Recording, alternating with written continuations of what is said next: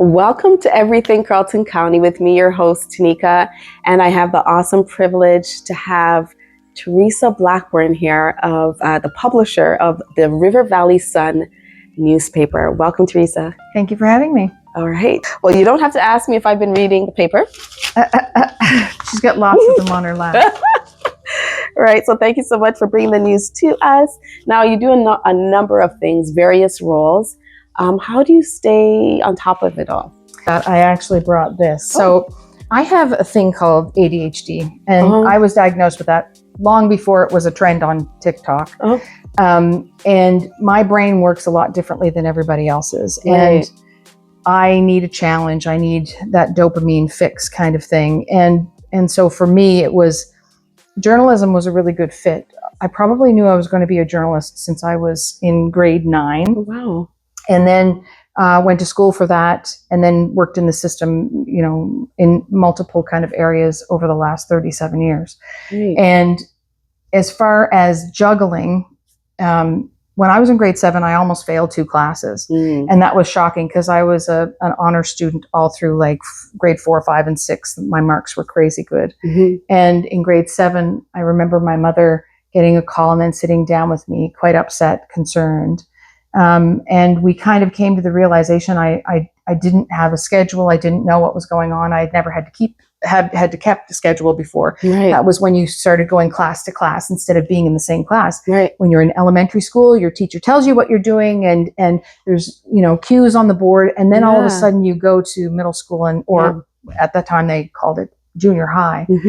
And when I almost failed, my mother gave me a day timer. My day timer is now, I have a physical one at home and I have my phone, but I carry, not normally when I'm going just out from the house, but if I go to my mom's or I'm going somewhere for more than so many hours, I bring a notebook with me, and I tend to write things down because ADHD things come in your head and they go quite quickly. And if you're not organized, you're kind of screwed. And of course, you have to be organized in the role that you play. Yeah. So we have the newspaper, but we also have a magazine called Ageless New Brunswick. Oh yes. And then so this is how I do what I do, and I like keeping the old list. And you're like a paper person. I'm so paper person too. Oh my gosh. So what I do is, this is my week of August 11th and everything that I sort of have to do this week. Right. This was what I had to do to get the August issue of that out. Right. And so I have to write down, here's the ads I have to make, here's the stories that I'm expecting, and I have to, and you check it off. Same as Ageless New Brunswick.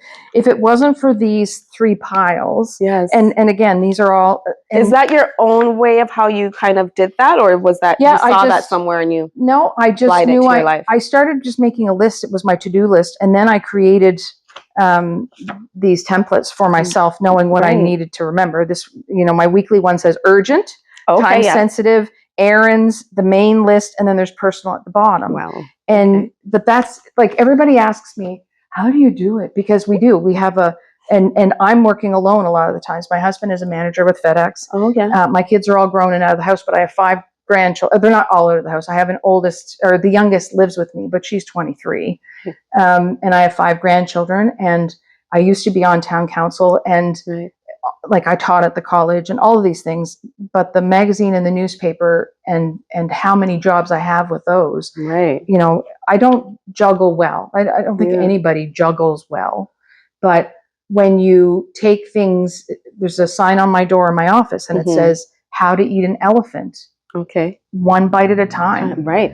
And everybody talks about, I'm juggling this. We don't juggle well. You might think you're juggling well. You're just doing 3 things sort of okay versus doing 1 thing really well. Right. So when you have to juggle, as in when you have multiple things, I just have to make a list. And so today was a River Valley Sun day. And so there was invoices to be done. There's scheduling posts on the website and all that stuff. That's today. Tomorrow's a River Valley Sun day too, because it's probably delivery day. If all goes well, the paper will be, if there's no issues with delivery, the paper will be there tomorrow. The next day, though, is an ageless day because I've got a plan for the fall. Right. And then there are days that's just paperwork. That's all it is paperwork. Yeah. So you do have a structure in place. And working from home is horrible. In terms of, it's great. It's great. In terms of, though, if you have a brain that pays attention to everything, it can be really daunting to keep on task. And if you work from home, you know that. And so for the first, I want to say the first 4 years of the magazine, before we started the paper, the magazine was my kind of side gig while I was teaching journalism at the community college. And then the side gig had a desk and a secondhand desk, secondhand chair, secondhand computer in the electrical / storage room of our basement that wasn't even finished. It just had raw gyprock and the ceiling, trusses, you could see them. And, I had these lovely, what do they call them? The tubs, the Rubbermaid tubs with all of my Christmas decorations on one side, and the electrical panel was there. And that's where my office was, but it was horrible. And then my nan passed away, and she left me some money. And with that, I told my mother, keep it until I know what I'm going to do with it. It was only $5,000. I say only, but that's a lot of money for her. And that was a nice chunk of change for us. And so my mom kept it for a year. And then I called her in May and said, of that year, it was like 2015. I said, I know what I want to do. I need to build an office. So we built the office, which helped me too. To be organized. So I had a separate cupboards, space just for. You close the door, and it's a productive space. It really, really is. So that's how I can do things. But plus, I have a husband who really, really helps with absolutely everything. And I'm very blessed to have a community that likes what we do, which provides the advertising dollars for me to continue to do it. So. Exactly. And we'll talk a little bit more about that later, how you can advertise in the paper as well. Sure. All right. Any fur babies by any chance? We used to have 3. Now we have 2.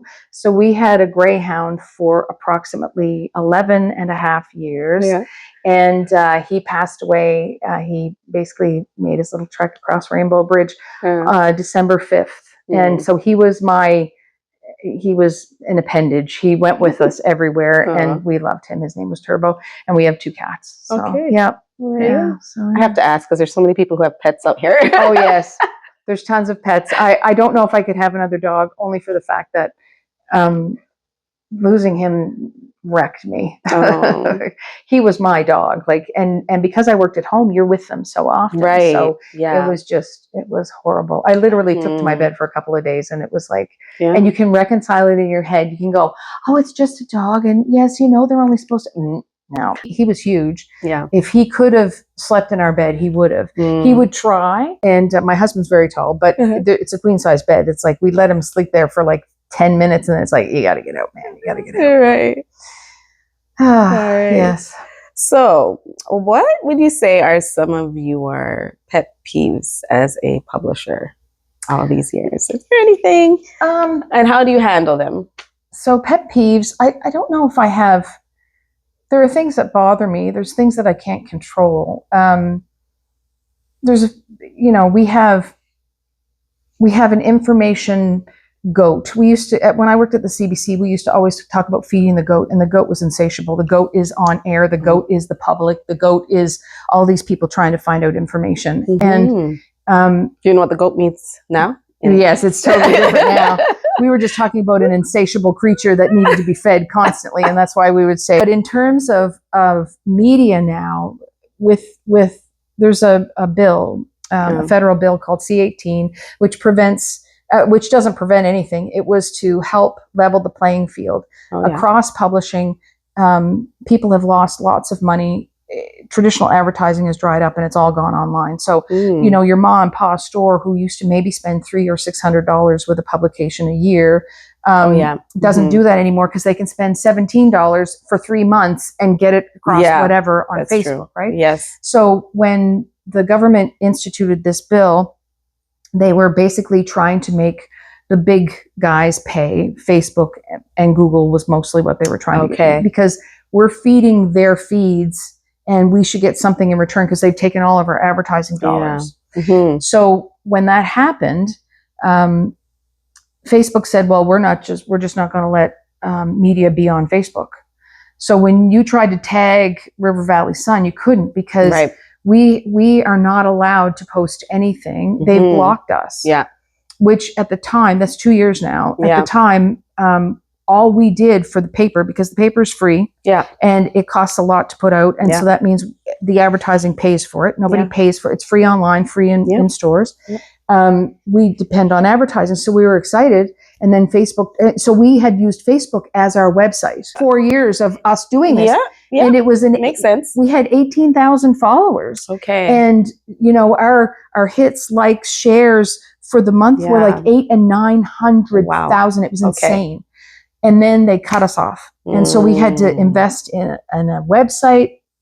And we don't have the money for hiring a web person. So I then took on web person. So now I was salesperson for ads, maker of ads, layout, writing, admin, doing payroll, and now I had to do the web. So it was just another, like, it just feels like there's always been some roadblocks, because the biggest pet peeve for I think publishers in general is the fact that especially people who are in news, we always get told that we're part of the problem. I keep being, told that, liberal media. No, it's we have to look at both sides. We make sure people are upholding human rights. We push the envelope and ask the questions. It doesn't matter if you're red or green or blue politically. We're going to bug you. Right. So that's one of the pet peeves. The other pet peeve is people thinking that it'll always be there, but yet they don't support us. So we had an inquiry one time from a nonprofit, and we had done stuff for them before, and somebody else had paid their bill. Okay. So then that other person wasn't doing this anymore, and this is it was like courses that you could take, or these. It was a support group kind of ad. Right. And when the woman said, oh, if it costs us, we can't do the ad, and I explained to her. The person before, we were only charging them because they were nonprofit, and we felt good about what they were trying to do. Right. We were charging them $75 a month.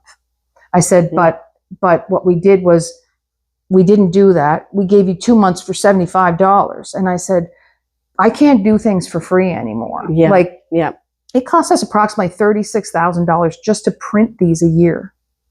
So when people go, oh, I'm not going to pay for that. Yeah. But yet, they're on our website looking at the court news, finding out about the forest fire in Canterbury. The hits this weekend were big because we were covering the Canterbury fire and letting people know where things were at. And your ad could be right there while people are coming. Or there's a lot of people that weirdly don't want online ads. They still want it in the paper. So, I mean, some people think doing a paper is old school. Like, we passed that, but it works out here. Well, it's because we have an older, I think we have an older demographic too. But on top of that, the website, yes, everybody goes to the website, but this pays for the website. So if you can't support this, you can't access that. The peeve is that they don't realize the real cost of that, and the fact that it's free, and they kind of take that for granted to some degree, right? Yeah, I understand. So okay, that's the pet peeves. Thank you. There's lots. So, life lessons. Now, there are probably many, but could you narrow it down to one that you would say was a major one for you? I don't know. My father died in 2000. And so I have been 25 years without him in September. And he and I were like oil and water sometimes, but we're really on the same page a lot of the time. He was probably the reason I became a journalist. There was a couple things that he did when I was young that kind of imprinted on me. One was, when the news was on, you couldn't talk. Okay. So 6 o'clock, he would try to get supper done by 6 so we could watch the news. And we would sit, and if you came in the room, he wanted to watch the news. He read the newspaper from front to back. My dad was an uneducated scholar. Wow. So he was like, he had a grade 8 education. And that was only, way back when. So my dad came from a very poor family, 16 kids. 16 kids. Father was a fish cutter. Same mother, same father. Yep. No. So my dad's dad, my grandfather, who I don't remember. I know I met him, but I don't remember. My grandfather was married to a woman, and they had 4 children. And then she had, after having the 4th, she found out she had cancer, and her sister moved in. And as she was dying, she said, "Please take care of my kids." So she did. So my grandmother moved in with my grandfather. She was I believe 13 or 14 at the time. When she turned 18, they got married. Okay. And they started having children. So then, and my dad was number 2 of those 12. So there was 4 and 12. Really, there was 13, but her first child died, was stillborn. Her name was Lorraine. So my dad came from nothing, quit school at grade 6 because he had to help with the other, like he had to go to work. Right. When you were old enough to be able to, so he worked for a liquor delivery company, basically filling trucks and doing deliveries. That was one of his first jobs. So education was a big thing for him. He went back to school after he got married to my mom, but they didn't do GED back then. You had to do it night school, and he did grade 7 and grade 8. And after 2 years, he said, I can't do this. This is ridiculous. Wow. It was sort of not a well-oiled machine like GED is now, because that would have been in the 60s. Yeah. So he just stopped at grade 8, but he was very literate. He followed politics very closely because he knew that politics can change things in a community. Right. And he was very much an advocate for the community. He was a firefighter before firefighters were paid well. And in his off days, because he did 24-hour shifts, he would work at Halifax Chrysler Dodge as a parts guy. Yeah. But he, on his lunch hour, would make calls to county councillors and all this stuff to... he was part of getting 911 in Nova Scotia at the time. Yeah, like we have a like a news clipping of him in front of the first sign that was installed in our community. So he was the one that kind of started this whole little journey. But one of the things that he told me a number of times, and I have used that so many times, and it's gotten me so far, is just a few words: it never hurts to ask. Because he'd say, what's the worst they can do? Say no. Right. And that has carried me longer and further than anything else. Interviews in relation to asking, would you hire me? Like being somewhat bold. Will you let me rent this place at a cheaper rate, and I'll fix it up for you? All you got to do is ask. That's right. And again, all they can say is no. Yeah. And then you just move on to something else. So that's probably the biggest life lesson that works. And aside from that is that sometimes you just got to breathe. And that you have to kind of be aware that there are other things going on around you that don't always necessarily show themselves right away. So there were 2 times where I lost positions. I applied for jobs and didn't get them. And my boss called me one time, and I notified people. This was within the CBC. And my boss called me and said, what the heck's going on? And why didn't you get that job? And I said, I have no idea. And there was some other things going on in the background. Somebody had said something to somebody else. I was giving somebody as a reference that I shouldn't have been giving as a reference. Oh, okay. And I found that out, and then changed gears or whatever. So I called my mother after the last one and just lost it. And I said, how am I supposed to ever get home? We were living in Labrador at the time. My dad had died. Stephen's mother had passed. And I'm like, we got to get home. This is ridiculous being this far away. And I called my mom and I said, I didn't get it. And she goes, that's because, and my mother's very religious. That's because God has other plans for you, and you just have to be patient. In terms of that and realizing moving here was where I needed to be. My son had gotten sick. There was all kinds of things that happened after this move that, had it happened anywhere else, we would not have been in the position we were at. And I don't think I could have done that anywhere else, or ageless anywhere else. So those are my life lessons. So, just be patient, and it never hurts to ask. Those are great life lessons to take away from, for sure. Thank you for sharing. You're welcome. In challenging times, who or what has inspired you to keep going? Oh, goodness. Probably my dad and my mom. They never had big jobs. They knew how to save.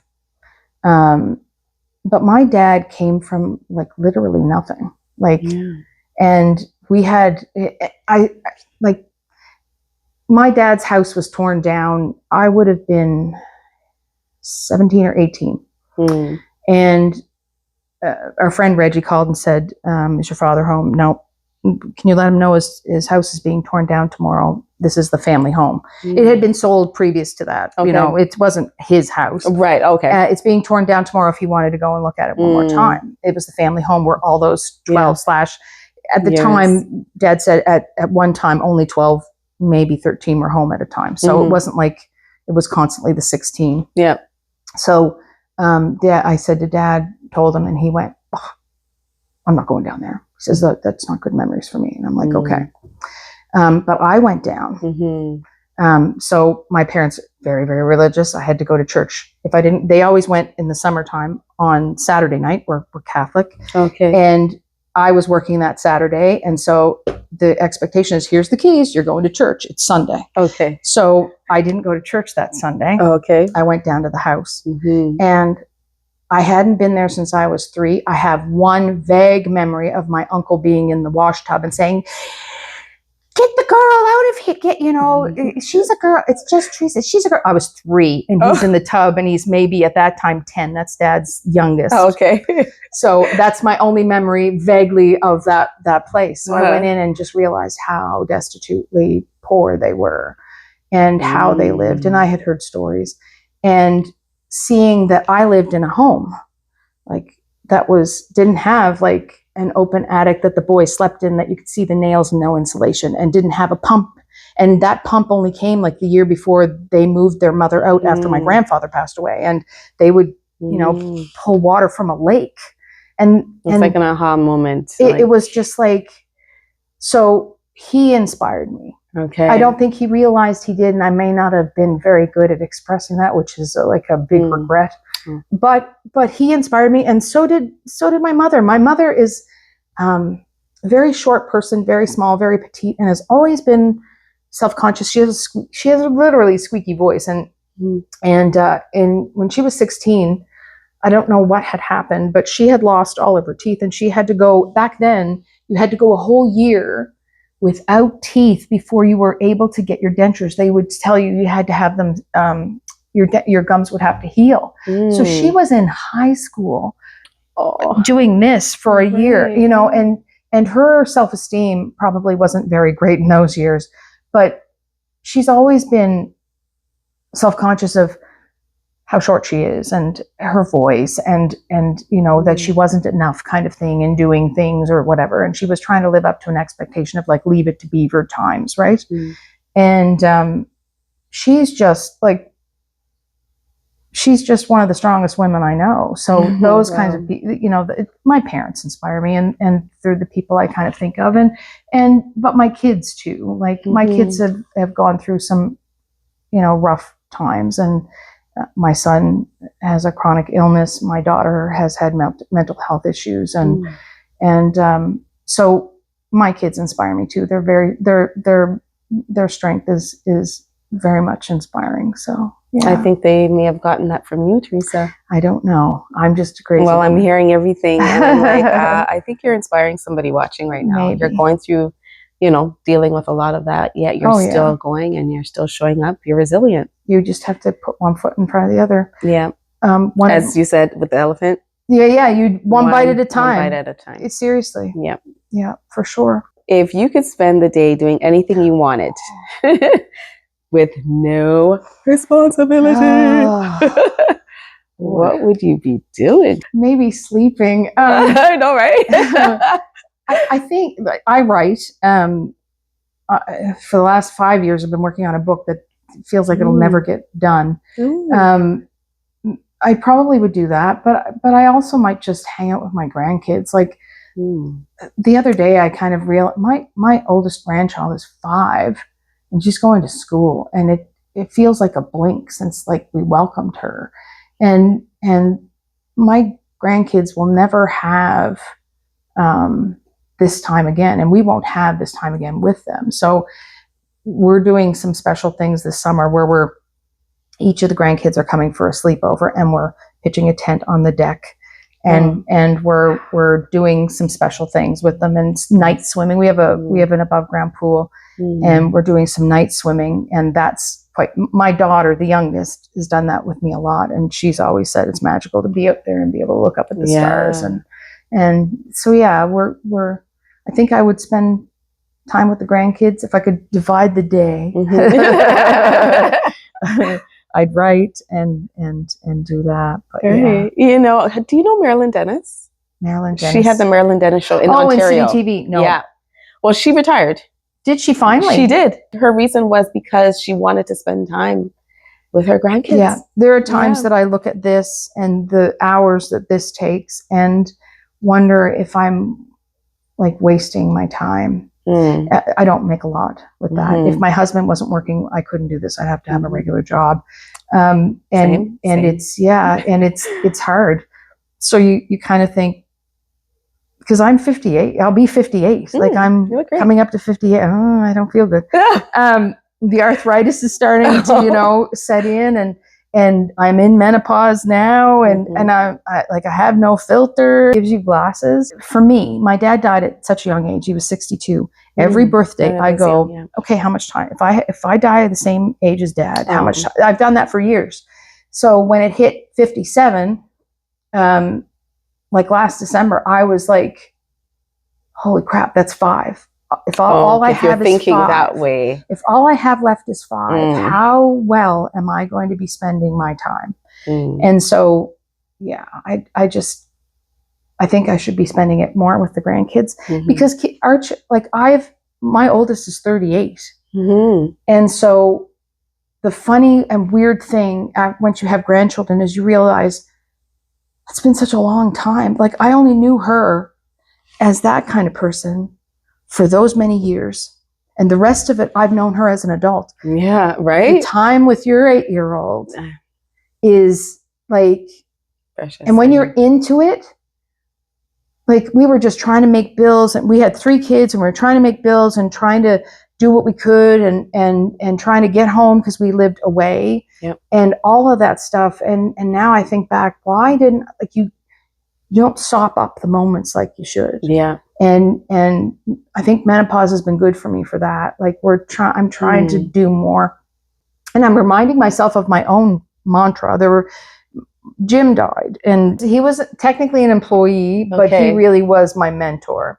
So when we started the newspaper, we had when we started the magazine, that was in 2011. In 2010, I want to say, or no, it would have been 2006. The fall of 2006 or the fall of 2007 is when the Carleton Free Press came out. It was another newspaper that competed with the Irvings, who owned all the papers in the province at that time.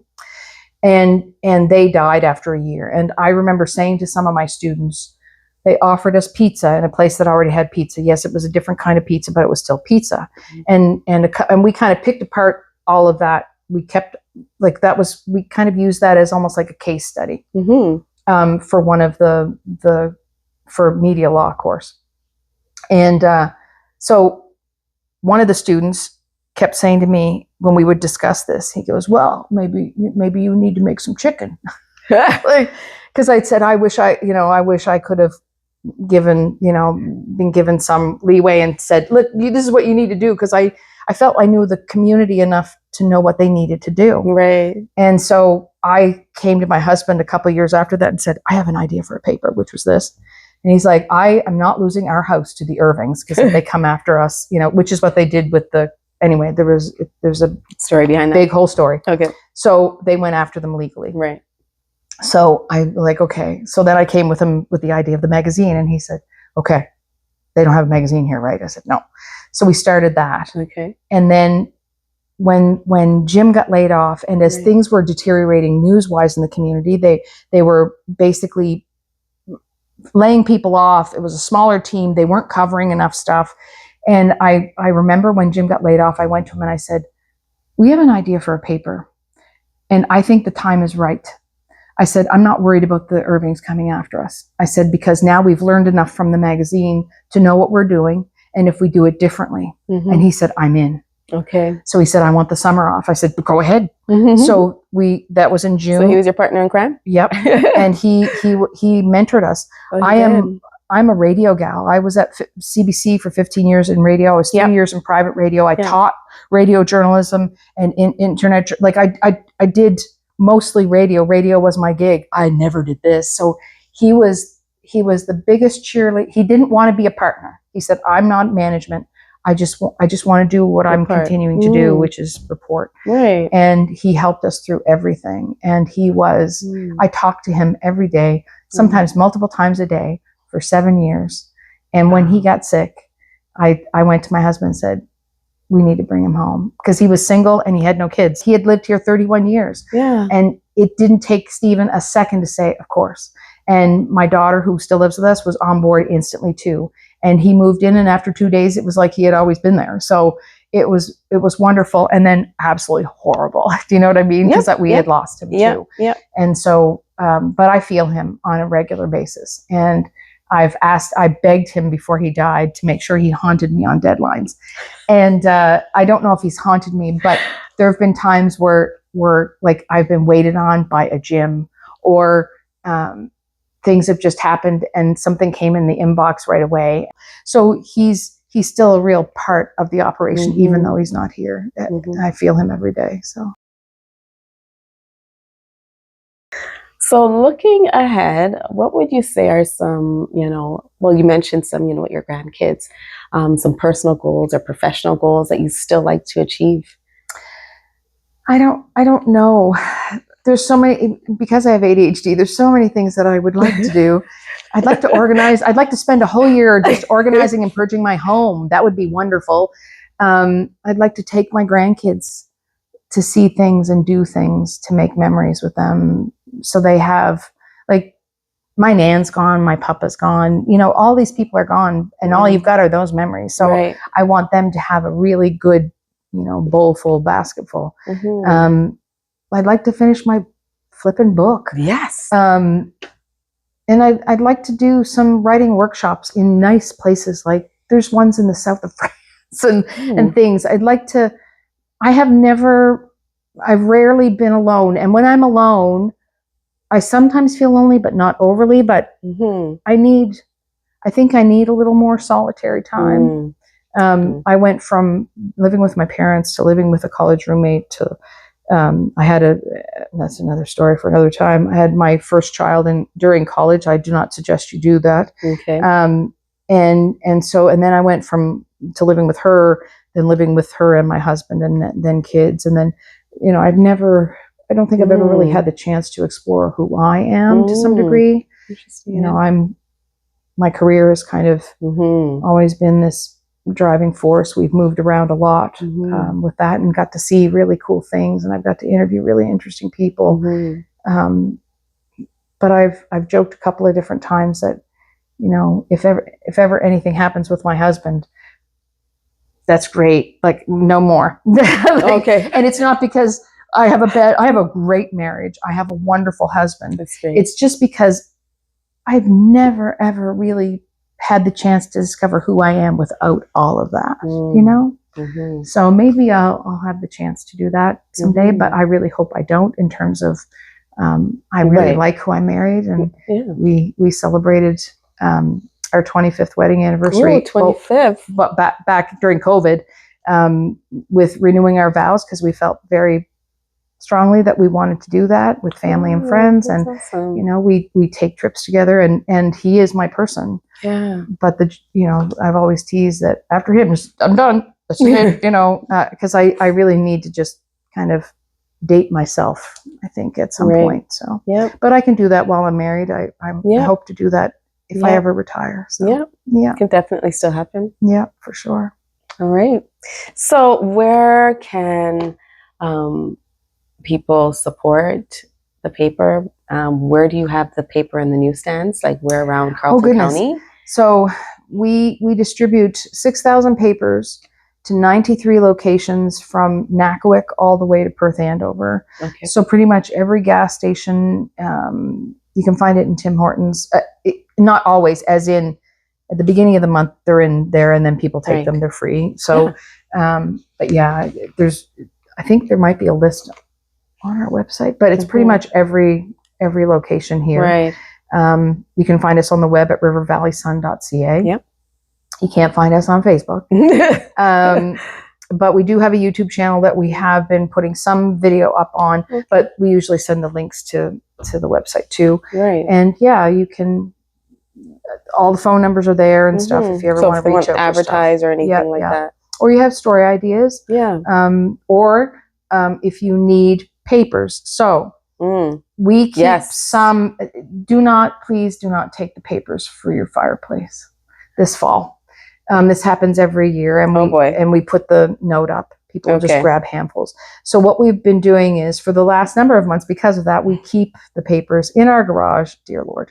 And you can message me and you can come and get some, please, because and again, it's $36,000 a year just to print, and that's not paying the reporters or paying the web fees or paying for gas and my electricity and the computer stuff and all of that stuff. Lots involved. We have it's a ridiculous. Had I known what I know now when I started, I may not have actually started, because and it's probably a good thing, because I didn't know what I didn't know. Right. So right. That way, that's sometimes if you know everything involved, you talk yourself out of it. That's true. Very true. Very much so. So yeah. All right. Thank you. This has been lovely. Thank you so much. I look forward to seeing other interviews. Of course, for sure. Pick up that paper, find out what's happening around Carleton County, and support any way that you can. All right. So that's all I have to share for today. Anything else you want people to know? No, just know that I'm just one person. Can't be everywhere. Oh, okay. I do have a question. Well, not a question, but in case. Are you looking for freelancers? Yes, but please, and I'm not saying this to be mean, not everybody can be a freelancer. You have to have a really good, I can't rewrite everybody's stuff. And so you have to have a really good command of the English language, and you should know some structure. If you read the paper, people who read tend to know that it's, there's rules, and I have a cheat sheet for rules, but you have to be and you can't be throwing your opinion into stories. There's lots of people that will write for me, and I'm like, you can't write that. Why can't I write that? Well, that's an opinion. And trying to explain to them that we just present the facts, and other people have to draw their opinions from that you can't slant things. And right now, 1, 2, 3 freelancers plus our court reporter plus me. So all right. And we have a summer student who is going to continue on at a distance for me. She's in her last year of journalism at Carleton, and so she's been my right hand, and I know she might be watching. So thank you. I'm taking her to dinner this week before she goes back to school. But she hopes to come back next year, and we'll be able to hire her full time. Okay. We're okay. Okay. But if you want to freelance, I can give you stories to do, and we don't pay a lot, but we're consistent in terms of if you do things for us and things work out well, we'll throw things your way. So there you go. Right on. All right. Thank you. Thank you, Theresa, again for coming. Thank you very much for having me. Okay, everybody, thank you for watching another episode of Everything Carleton County with me, Tanika, and we will see you next time.